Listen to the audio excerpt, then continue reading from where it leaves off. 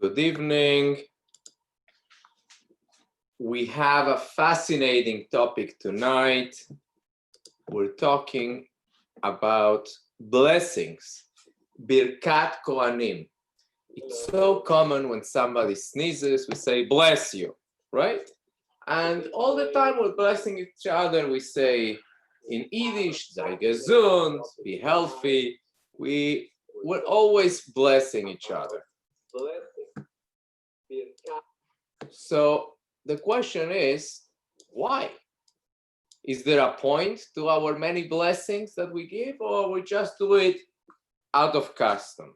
So we say to people they should be healthy, wealthy, have nachat, joy from your children. But what's the point of these blessings? Are we to assume that we have some supernatural powers, that everything I say, I command and God does? Do we have a godly ability to bless people? What is the point? Maybe to make people feel better, assure them that they'll have a better future, but they're just meaningless words, or just, ways to express good wishes, but that's all what they are? So to understand this, we have to go back to the origin of the blessings, and today we'll do that, to the temple times, to Abraham Avinu, because if you ever at a Jewish wedding, at a shul, at a Brit Milah, all ceremonies we bless and bless and bless. So what is the source of all these blessings? Our parasha. A little bit of our Torah portion hidden in between the long part that talks about the Nazarite, and also the very long description of the inauguration of the temple. Our parasha is the longest parasha, by the way, and just a handful of verses is this tremendous source of blessing. So those who have the text, please, on text 1a on student page 127. וידבר אדוני משה לאמור, דבר אל אהרון ולבניו לאמור, כה תברכו את בני ישראל לאמור להם, יברכך אדוני וישמרך, יאר אדוני פניו אליך ויחונקה, יישא אדוני פניו אליך וישם לך שלום, ושמו את שמי על בני ישראל ואני אברכם. Beautiful words, beautiful blessing, which means Hashem spoke to Moshe saying, speak to Aaron and his sons, saying, this is how you should bless the children of Israel, saying to them, may God bless you and watch over you. May God cause his countenance towards shine to you and favor you. May God raise his countenance toward you and grant you peace. They should bestow my name upon the children of Israel, so that I will bless them. So, even though this is the first official commandment to bless the Jewish people, but this wasn't Aaron's first rodeo. Aaron had already blessed in the book of Vayikra the Jewish people in a beautiful ceremony as the temple is inaugurated. Text 1b says, "Vayisa Aaron et yadav el ha'am vayvarechem," and Aaron lifted up his hands towards the people and blessed them, and he then descended from preparing the sin offering, the burnt offering, and the peace offering. And Moshe and Aaron went into the tent of meeting. Then they came out and blessed the people, and the glory of Hashem appeared to all the people. So this is a one-time event that started the inauguration ceremonies of the Mishkan. But the reality is that it's a mitzvah for all time. As Nachmanides writes, text number 2, this is how you shall bless. I have already mentioned in the reading of Shmini that Aaron was commanded to raise his hands toward the people and bless them on that day. Here, Aaron and his sons were commanded to bless them for future generations. And the Torah enumerates the language of the blessing they should use. So Rambam is not alone in the understanding that we should, Kohanim should bless the Jewish people, but in many halachic works, they include this as one of the 630 mitzvot. As the Sefer HaChinuch writes, one of the reasons for this mitzvah, in his great goodness, God desired to bless the Jewish people through those who regularly reside in God's house, whose every thought is devoted to his service, whose souls are bound to him in all day. In their merit, this blessing will land on them, and all their deeds will be blessed, and God's pleasantness will be upon them. So God wanted holy people to bless the Jewish people. Now, one of the questions that we have about the Birkat Kohanim is the frequency.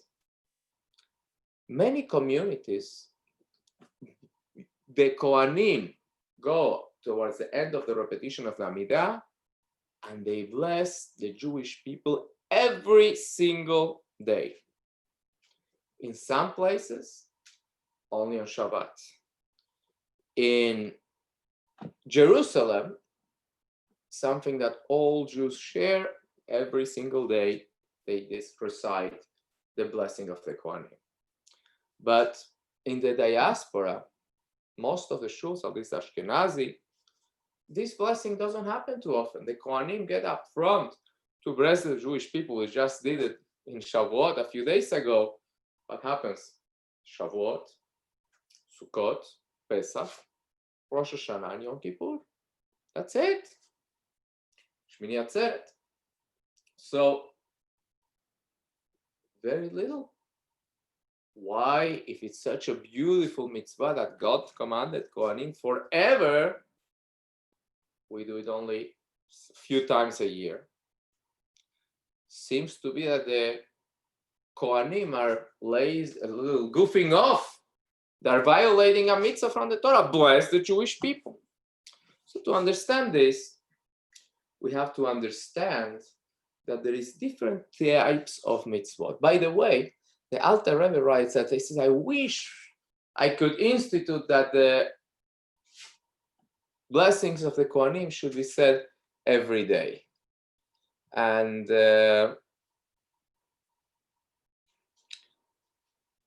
but he didn't. So, as we mentioned, the mitzvot are different types of mitzvot. There is some mitzvot that are circumstantial, and we will explain how it works. And that's how we will understand why we don't seek actively every day to perform this mitzvah of blessing the Kohanim. So, almost all mitzvot have some terms, conditions. Some are limited by time, Shabbat. Some are limited by space, only in the Holy Land. Some are for certain people, like women have a mitzvah of going to mikvah, men don't, though we should go anyways. So every mitzvah is guaranteed to exist at some point, and or some time, but they are not constant. For instance, eating matzah only when Pesach comes is when the mitzvah applies. Now, everybody has to eat matzah, but some mitzvot have a second layer of conditions, and only with the second factor comes into play, the mitzvah applies. The blessing of the Kohanim, it's very interesting. The Kohanim don't just march in saying, okay, I'm blessing you guys. No, the Chazan first has to call them. We say, Kohanim, and only then they can start to bless the Jewish people. So if they are not invited to bless the Jews, the mitzvah doesn't apply. So similar to that is the mitzvah of tzitzit. Mitzvah of tzitzit really is if you're wearing a garment with 4 corners, the Torah says put on tzitzit. So obviously we go out of the way. We buy beautiful talit with 4 corners in order to fulfill this mitzvah. But if you don't have a garment with 4 corners, then you don't really have the mitzvah. So what happens? Let's just say if the Kohen is invited and doesn't go. That's a problem. Like the Rosh writes in text number 4, any priest who does not go up to the platform where the Kohanim bless transgresses 3 commandments. The Jerusalem Talmud states that when Rabbi Ada Bar Pazi was feeling too weak or lightheaded, he will stand behind a column. Rabbi Elazar will altogether depart from shul. He will go outside not to be required to go up when the Chazan calls the Kohanim to bless. The statement that a Kohen who does not go up transgresses 3 commandments refers to once the Chazan has called to the priest. Why? Because this is what the Torah says, the Amartalam say into them, and we translate to the Aramaic when they say to them, meaning if he's in the shul, when the cantor, the Chazan calls the Kohanim and he does not go, then he's transgressing the mitzvah. But if he's not in the synagogue to begin with, he doesn't transgress the mitzvah. Okay, we understand that. But the question still stays in place. Why not call the Kohanim every Shabbat or every day or once a month at least? So shouldn't be looking for ways to do a mitzvah. God gave us a mitzvah. Try to do it as often as possible. Why we do it so few times a year? So it's not so simple to bless the Jewish people. Their Kohanim have to prepare. They have to be in the right frame of mind. Let's see what Rabbi Yosef Karo writes in the Shulchan Aruch on text 5a. The Agur writes that the Maharim Moelin was once asked why the Kohanim don't raise their hands in blessing every day if it's a positive mitzvah to do so. He answered that inasmuch as the Kohanim were used to first going to mikveh, to immerse themselves in a pool of water, to spiritually prepare for delivering the blessing, it is written in the Haggaot Maimoniot, and it's difficult to do so every day, especially during the winter. Therefore, the custom has emerged to only perform the blessing on the festival. So the Kohanim didn't want to bless the Jewish people if they were not pure, if they were not ready for it. So how do you purify yourself? One very basic thing, as we mentioned, it's not a mitzvah for men, but it's a great thing to do. And very important, Hasidim, we try to go every single day to mikvah. Immerse yourself in the mikvah in the morning before prayers. So when you're blessing, when you're praying, you are in the right spiritual level. Now, today, in some places, it's very easy to find a mikveh. Like when I was in yeshiva, we just walked down the steps. We had a nice, warm, clean, most times mikveh. But today, with plumbing and electricity and gas heaters and all, it's easy. But in the old days, in the winter, to go into a cold mikveh without filters, without pumps, it wasn't exactly the same. So that's why I decided to make it easier on the Kohanim. The blessing should be meaningful, should be only on the holidays, on Yamim Tovim. Another reason, text 5b, another reason is as to avoid people taking off from work. As long as the Kohen is not called to bless, he doesn't transgress. The Maharil has trained to find an explanation to justify the custom that was prevalent in his place. So, while prayers seem to be very long, and some people say, oh, I've spent so much time in shul, the reality is that the rabbis were very careful with each sentence and each word and each paragraph, try to make it as brief as possible. And they put only what is really necessary and no fluff. So, why? Because God cares for our income. Doesn't want us to be all day praying, wants us to work, to be active in the community, and he doesn't want the blessing to come at a real premium from the Kohanim that is late to work or anything like that. So only on Yom Tov, when the Kohanim are really relaxed, they don't have to run anywhere, they say, okay, on this day, you bless the Jewish people. Now, there is also a psychological explanation that is very connected to what we just said. In the Alter Rebbe Shulchan Aruch, text number 6 says, the prevailing custom in all these lands is to only perform the blessing of the Kohanim on the holidays. Why? Because then they are reveling in the joy of the holiday, and a good heart blesses. However, on the other days, even on Shabbat, they are distracted by their livelihood or their inability to work, and they are not in a state of joy. Now, this is quite powerful sentence, because obviously in Shabbat, we're not supposed to be thinking about work. We're not supposed to be worried about anything. But the reality is that we're human, and sometimes our minds are not where they should be.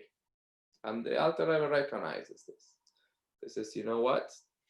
Even when you give a blessing, it has to come from your heart. It has to be pure. It has to be emotional. It has to be with all your being. Just like when you do anything, really. When you give money to a poor person, if you give it with a cringe, if you give it, with a frown, you have to give it with a smile, wish them well, say, I love you. I wish I could give you 1,000 times what I'm giving you, but I'm giving you with all my heart. So if giving a donation is supposed to be with a smile, with emotion, giving a blessing, so much more. So your state of mind, your ability to smile, your ability to pour your heart in the blessing, to just think about what you're saying and nothing else, it's very important. So when Mr. Cohen gets up and blesses the people, he has to be in a good mood, he has to be relaxed for the blessings to really be delivered. So the Alter Rebbe elaborates a little further that the blessings, this power that the Kohanim have, comes from the spirit of generosity that they have. What we call in Hebrew, Ayin Tova, a good eye. Text number 7.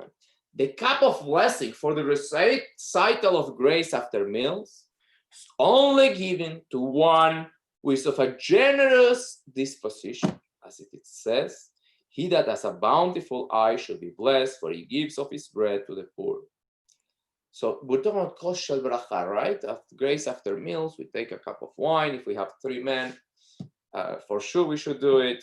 And why do we give it to someone with a good heart, good eye? Because tov ayin hu yevorach, ki natan lachmo ladar tike yevorach yevarech.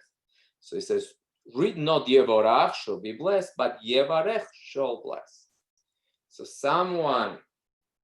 So we change it from yevorach to yevarech. Yevorach means passive, he will be blessed. Yevarech means he will bless. So one with a good eye, with a good heart, is the one that should be saying the blessing.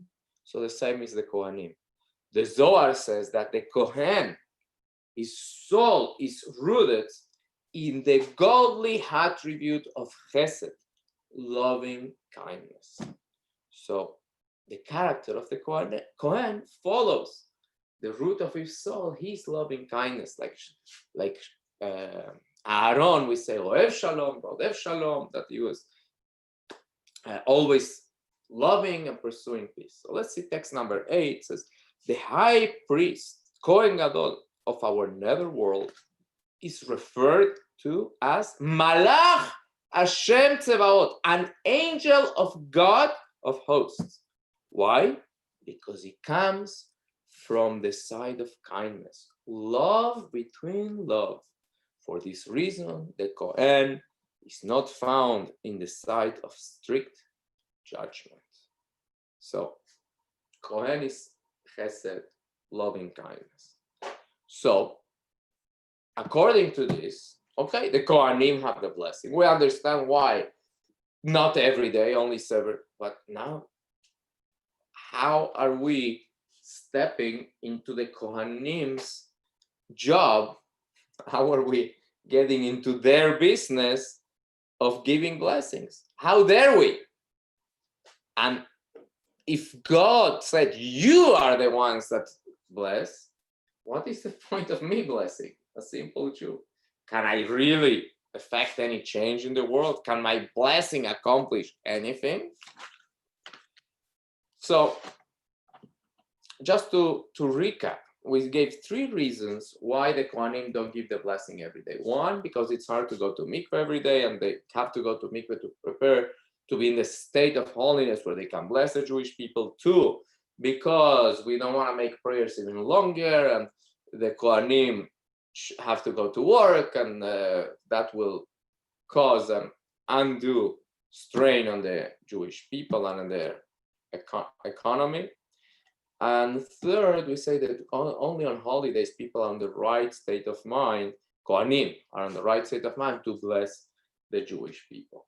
Okay, but what about us? Now, what happens if next time the Kohanim go up and prepare to bless the Jewish people, I want to join them.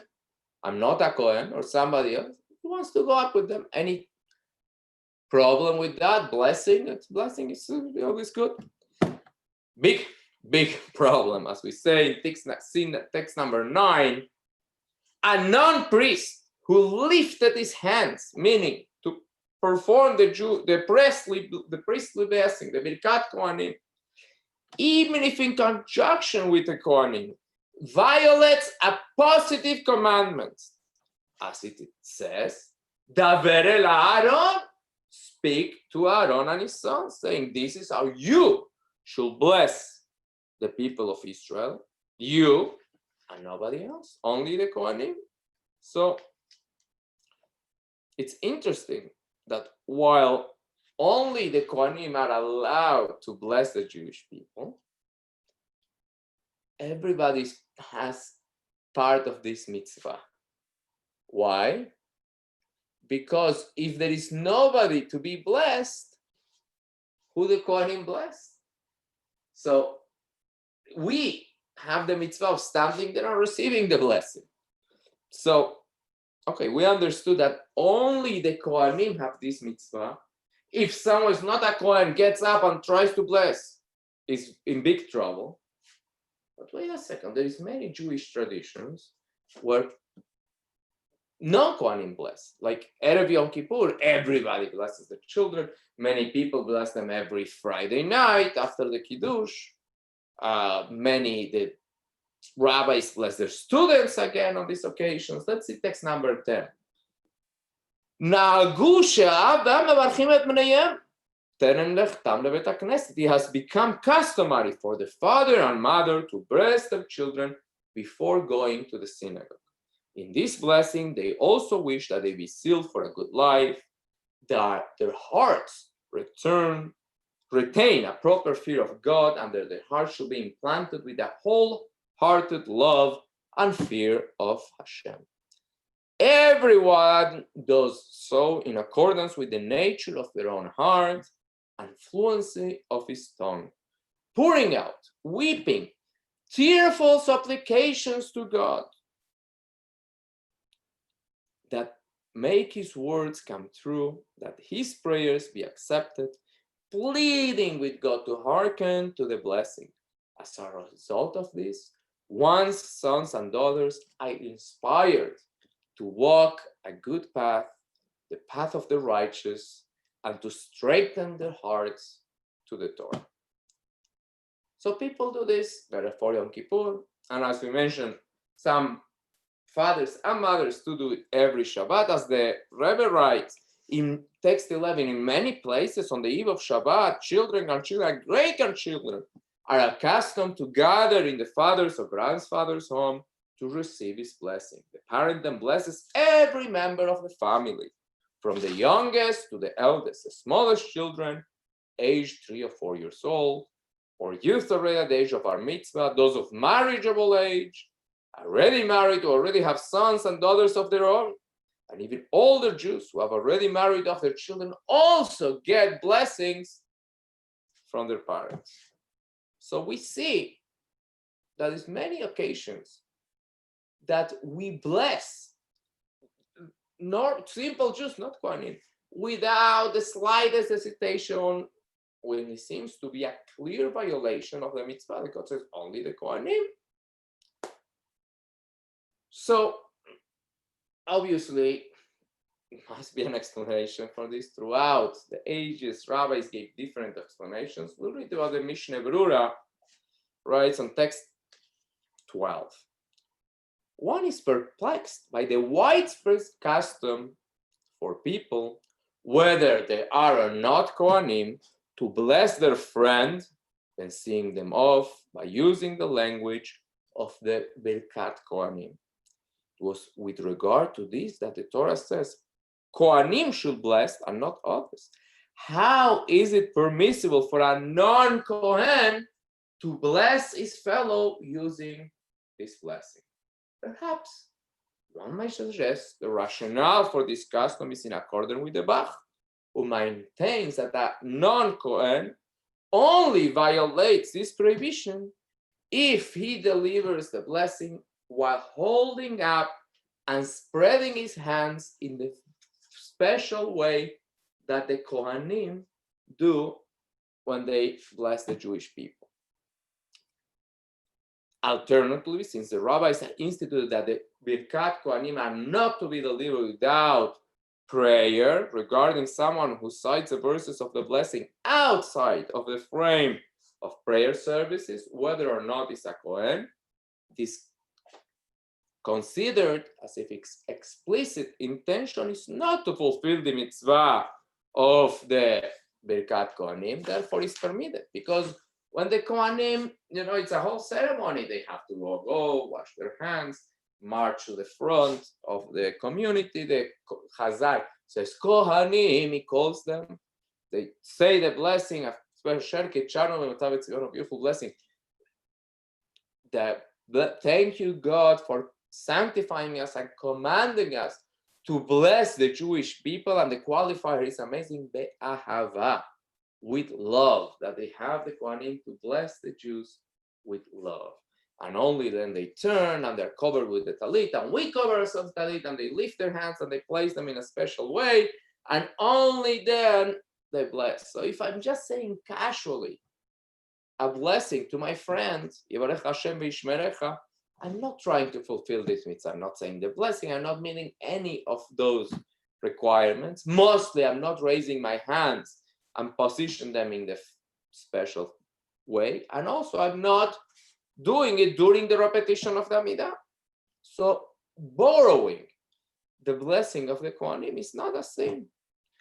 As long as I don't intend, my kavanah is not to fulfill the mitzvah as if I'm a Kohen, then it's fine.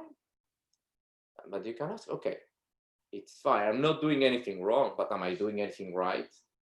God told the Kohanim to bless the Jews. What's the point of me blessing someone if I'm not a Kohen? Am I just babbling words that have no meaning? Like when someone says, enjoy your flight.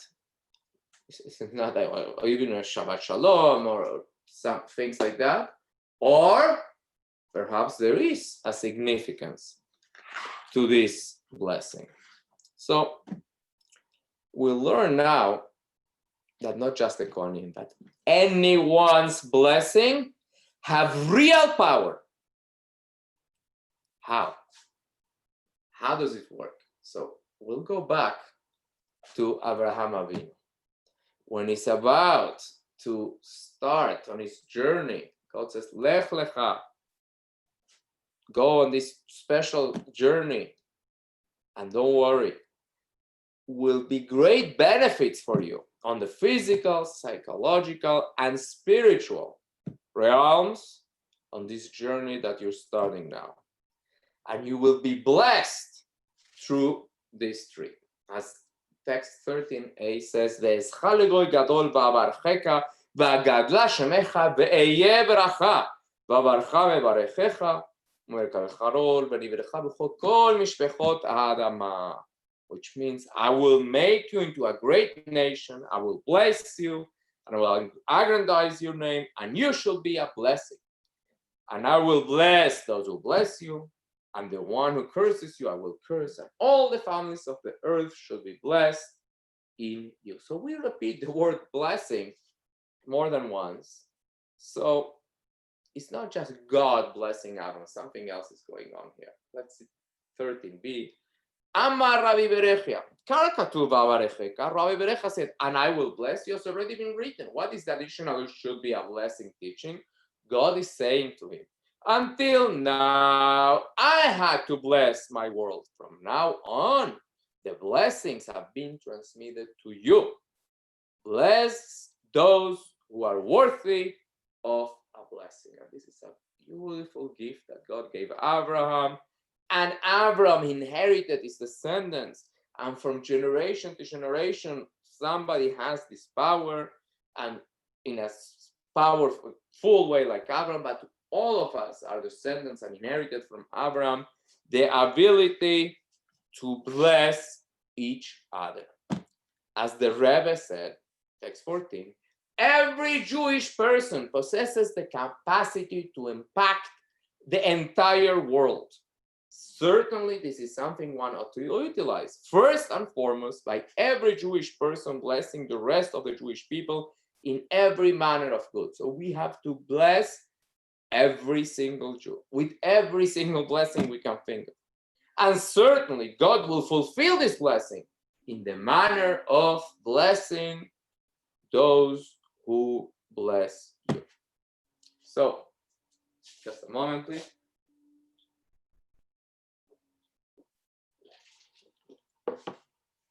So, what does this mean?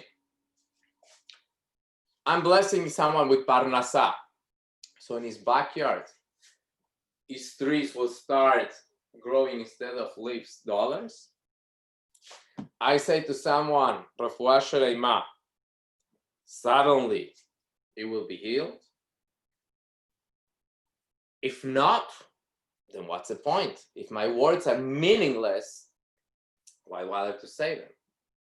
So we have to understand what beracha means. So let's go to the Hebrew word. Beracha, we say, translate usually as blessing, but beracha means to draw or to pull down. As the Mishnah described a type of horticultural practice in the laws of Kilayim. Amabrich et hagefen ba'aretz. If one has bent a vine into the ground, if it's not covered with 300 of soil, you might not sow a seed on top of it. So you won't go into the technicalities of these laws of Kilayim, but the point is that leabrich comes from the word beracha, to lower. You take the vine, you put it underground, in this case for about 30 centimeters, and then it comes out again out into the air, and this allows the vine to grow better. This technique is known as layering in English, but the idea is that a blessing means to draw down, to bring something down. So what are we bringing down when we bless someone? So Kabbalah explains that there is a whole galaxy of spiritual worlds. Everything that exists in this physical world has an origin in a high level of a spiritual cosmos. Now, so everything physical starts in the metaphysical. A rock, an apple, blade of grass, absolutely everything has first an existence in a spiritual form, and then it becomes something physical. For instance, today I was admiring the beautiful apples. We have a tree in the backyard with apples. It's an amazing thing to see how they grow. Now, apples are sweet. So we talk a lot in the Kabbalah before the Kiddush of steak, tapuchim kedushin, the orchard of holy apples. Why? Because they come from a very high level of chesed, loving kindness. And this loving kindness evolves and devolves into a material form in something that is so sweet as an apple. I wonder what's the spiritual origin of chocolate, but that's for another occasion. So, text number 16, the Likutei Torah, a very Kabbalistic book of the Alter Rebbe, writes the following: there are hidden worlds which are not revealed, but function as the source for the revealed worlds. Everything that exists in the revealed worlds must have a source in the hidden worlds.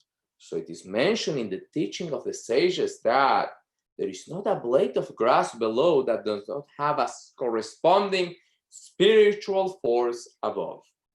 And so it is higher and higher until the greatest of heights, as it is written, for the highest over the highway, and the higher ones over them. So Hasidic philosophy describes the precise mechanism of this spiritual evolutionary process.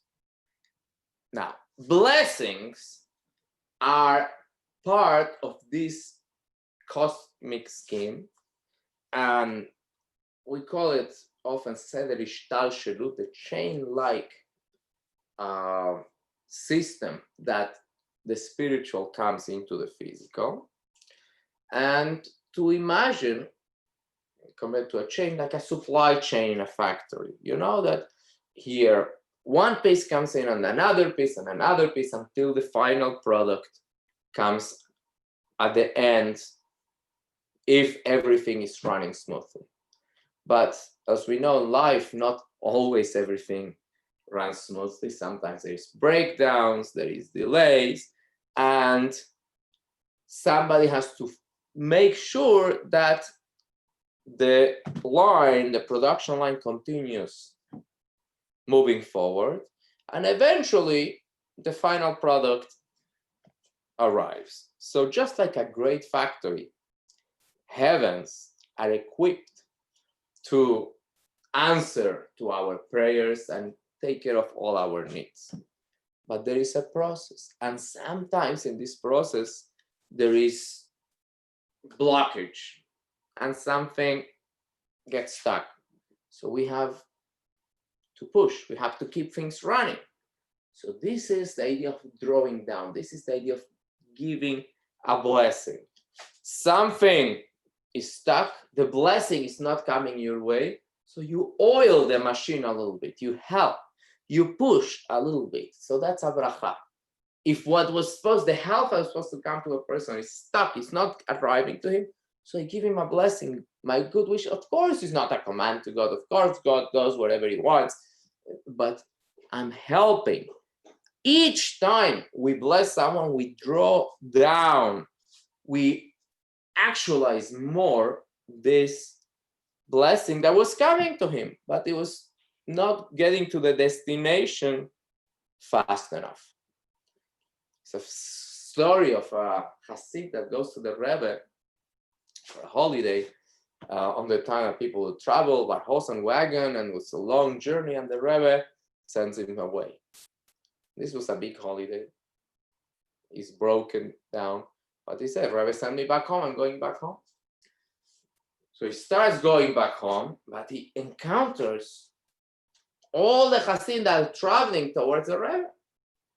And he's going against traffic, so he's meeting a lot of people. Obviously, each one that he meets, he says, hey, my dear friend, where are you going? Oh, I'm going home.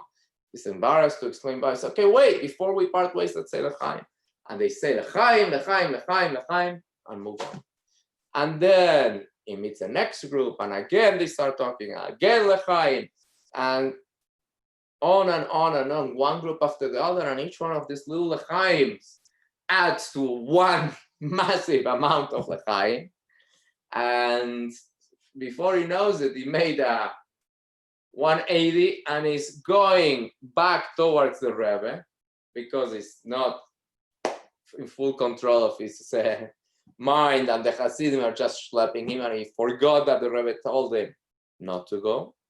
But when he actually enters the shul and he sees the Rebbe face to face, he remembers. And he starts shaking. He doesn't know where to hide, doesn't know what to do. And then the Rebbe runs to him and he blesses him and hugs him and says, welcome, it's so good to see you. And then he's really confused. He says, a little while ago, the Rebbe sent me away. He said, I don't want to see you, go home. And now he's welcoming me like a dear friend. So the Rebbe, when he sees his confusion, he says, let me explain to you. When I saw you, there was a bad decree. You were not supposed to have good health. And there was nothing I could do. So I sent you back. I knew that will be against traffic, and all my Hasidim will find you, tens and tens, minyanim Hasidim, and will say L'chaim to life with you, and their sincere wishes and prayers and blessings had an effect, and that terrible decree is removed, and now you have great health. So not only is not heretical to give blessing and to presume I'm commanding blessing, of course not, but we are encouraged to bless. As the verse says, it was told to Abraham, those who bless you will be blessed. So the Rebbe encouraged people, especially when the gates of heaven are open, to bless each other. And what better way to bless than with the Birkat Kohanim from our parasha, text 17. Inasmuch as we find ourselves at a favorable time and an auspicious day, the special time of Simchat Torah before the Kafot dancing, it will be appropriate for every person to make the most of this time by conveying blessings to a friend and to all the Jewish people. To use the traditional language of the Birkat Kohanim will be even better, for it includes every manner of blessing, literally down to the most material matters. Children, health, and ample sustenance, and may they all be ample and abundant, all experience in a tranquil state of body and mind, to the point of utter tranquility, of which it says the rest comes from you. Meitcha hi menuchatam. So, at the same time, when receiving a blessing, we should be so happy and encouraged and hopeful by the power of the blessing. We know that the answer, the energy from Hashem is coming one step closer. And doesn't matter who is giving the blessing, they have power to effect that change that we need. Obviously, the blessing from a tzaddik has more power, but even the simplest of persons, as the Talmud says, text 18, Rabbi Lezer also said, let not the blessing of an ordinary man be lightly esteemed in your eyes. Appreciate every single blessing that is given to you. And the final text reads, one ought to constantly try to seek out blessings and to vigorously flee from quarreling with any person and bring a curse down on oneself. For our sages have said, let not the blessing of an ordinary man be lightly esteemed in your eyes. Therefore, every person should wish to be blessed. So double. Not only we should be constantly blessing every single Jew, but also we should wish to be blessed by others, even simple people. So next time somebody says bless you, or have a good trip, or have a nice day. Even if it's not a righteous person, if it's a rabbi, of course, but even a simple person, it's bringing blessings to you closer, is helping, oiling the machine, as we say, helping materialize whatever blessing you need. Those simple blessings are a great help. And if you need a blessing, don't be afraid to ask. Ask your friend, please bless me, give me a bracha. So, what do blessings do? Every blessing helps. Every blessing brings closer to you what you need. So, therefore, you should never be shy. Always try to bless people. As the Rebbe says, use the Birkat Kohanim. Of course, you're not stealing their business, don't worry, because a blessing is to bring from the spiritual into the physical, into this world, and there is no limit really to what we can accomplish by blessing each other and receiving blessings to each other. So may we always be inspired to say the right blessings, to give them with, like the Kohanim, with a good heart, with a good eye, with the best intentions, and may Hashem bless us to be able to see our blessings come through, see healing, see good parnassah, see people having joy, nachat from their children, and we should experience all these blessings with good peace of mind, with abundance, with harmony of the material and spiritual. Thank you so much for watching. If anybody has some questions, I'll be glad to answer. If not, tomorrow morning, 9 a.m., we'll continue learning. So one question. Hi, Rabbi. Yes, Mika, I hear you. So we talked about that the blessing can become from the priest, but also from every one of us. And what is actually the difference? I mean, the priest blessing is more strong, is giving more oil, like you say? Very good question. Yes, because the Kohanim are commanded by Hashem to bless the Jewish people. So they have, yes, much more power. And because their souls are rooted in chesed, in loving kindness, they are able to bring the blessing in a faster way, in a stronger way. Yes. Yes, for sure, the blessing of the Kohanim is a whole different level. Okay, so I'm not a Kohen, but I bless you with good health and a lot of good future. Amen. Thank you. Thank you so much. Good night. Good night, Laila Tov. Thank you, Rabbi. Thank you. Thank you, Ronan. Can we start at 9? Sure. Yes, I just texted you. Okay, perfect. I'll call you at 9. Thank you. Okay. All right.